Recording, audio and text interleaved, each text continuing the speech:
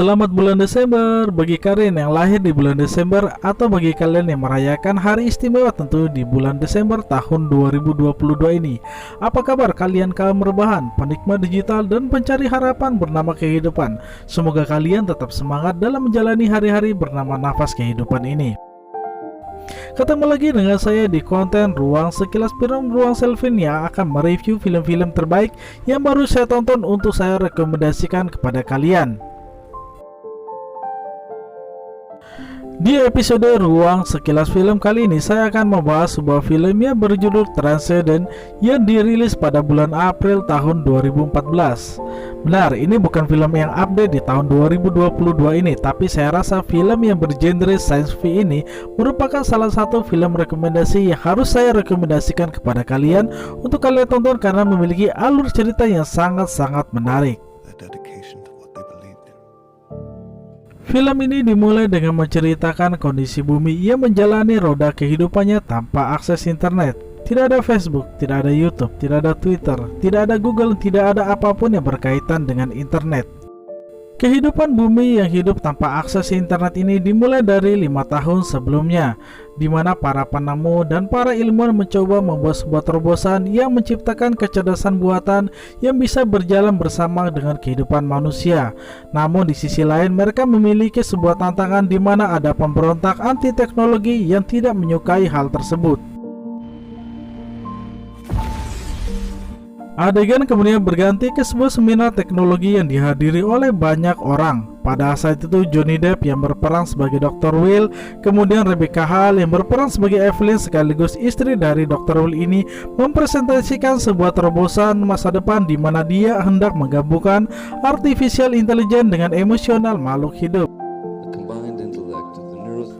Penemuan dan terobosan masa depan yang ditemukan oleh Dr. Will beserta penemu-penemu lainnya ini mendapat sambutan meriah dari peserta seminar teknologi pada saat itu. Namun sialnya di sela-sela setelah seminar, Dr. Will mendapat serangan dari orang yang tidak dikenal yang menembakkan senjata ke arahnya. Serangan yang dilakukan oleh orang tidak dikenal tersebut tidak hanya menyerang Dr. Will saja, namun juga menyerang seluruh laboratorium yang sedang melakukan sebuah terobosan masa depan yang disebut dengan Transcendent yang diketuai oleh Dr. Will itu sendiri. Beruntung Dr. Will selamat dalam serangan yang dilakukan oleh orang tidak dikenal tersebut, di mana kemudian FBI pun mengatakan bahwa serangan yang dilakukan secara sporadis dan brutal tersebut dilakukan oleh pemberontak anti teknologi yang menyatakan dirinya sebagai RIFT atau Revolution Independent from Technology. Singkat cerita, dari semua laboratorium yang hancur, kini hanya menyisakan satu saja laboratorium milik Dr. Will, di mana ada artificial intelligence bernama PIN yang menjaga laboratorium tersebut. Namun sayangnya saat Dr. Will menjelaskan artificial intelligence atau PIN ini kepada agen FBI dan Joseph, dia merasa tidak enak badan. Rupanya sakit yang dia derita ini adalah akibat dari luka yang dia terima dari serangan orang tidak dikenal. Singkat cerita, Dr. Will pun harus dirawat kembali ke rumah sakit untuk kembali dirawat.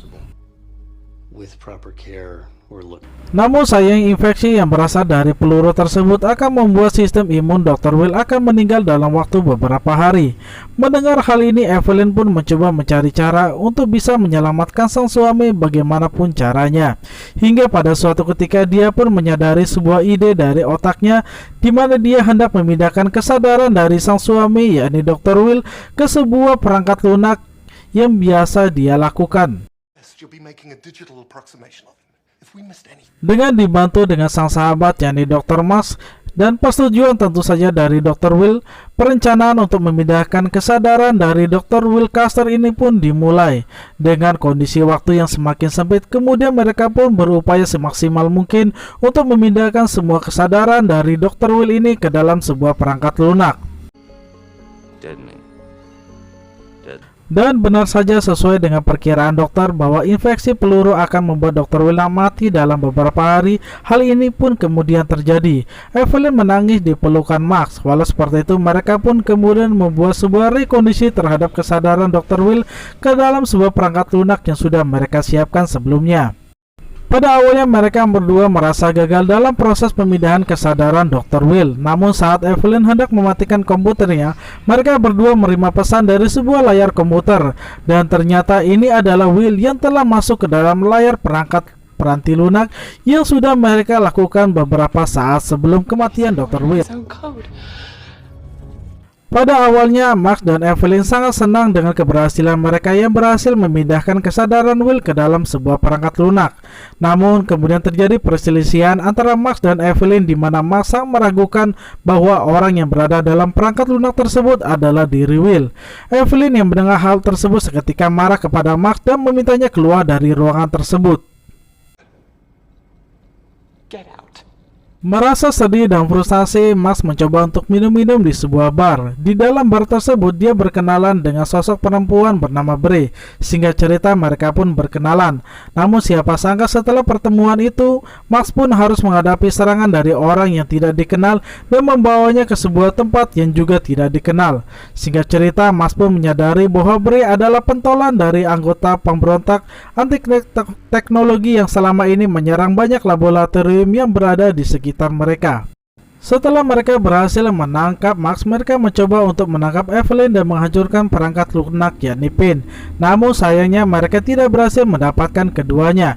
Evelyn telah melarikan diri, sedangkan perangkat lunak telah berselancar jauh ke dalam dunia digital internet, di mana kemudian membimbing Evelyn untuk keluar dari kejaran para mafia atau pemberontak gerakan anti teknologi tersebut.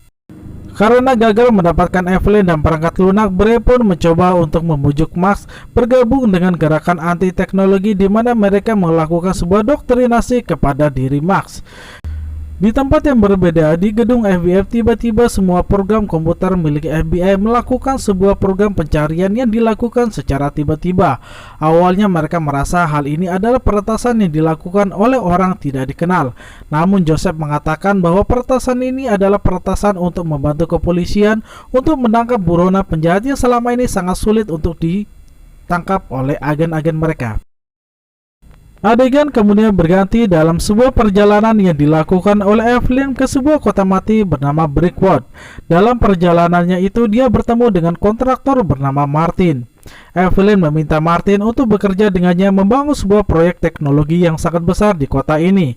Awalnya Martin menolak permintaan dari Evelyn, namun dengan gaji yang sangat tinggi dan permintaan, akhirnya Martin pun menyetujui proyek yang hendak dilakukan oleh Evelyn tersebut. And there isn't a number you can quote us that's too big.